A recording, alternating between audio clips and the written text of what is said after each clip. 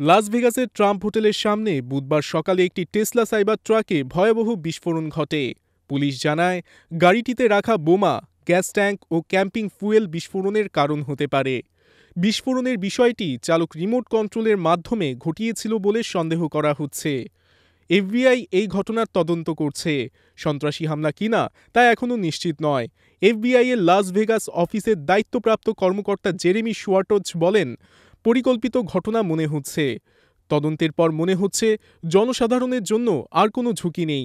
সকাল ৮:৪০ ট্রাম্প হোটেলের সামনে গাড়িতে আগুন লাগার খবর পাওয়া যায়। তখন জরুরি সেবা কর্মীরা ঘটনাস্থলে গিয়ে দেখতে পায় ২০২৪ মডেলের একটি সাইবার ট্রাক বিস্ফোরিত হয়ে পুরোপুরি আগুনে পুড়ে গেছে।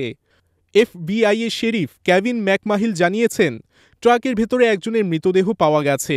বিস্ফোরণে আহত ৭ জন বর্তমানে ভালো অবস্থানে আছেন। তদন্তে জানা যায়, ট্রাকটি কালোরাডো থেকে ভাড়া করা হয়েছিল।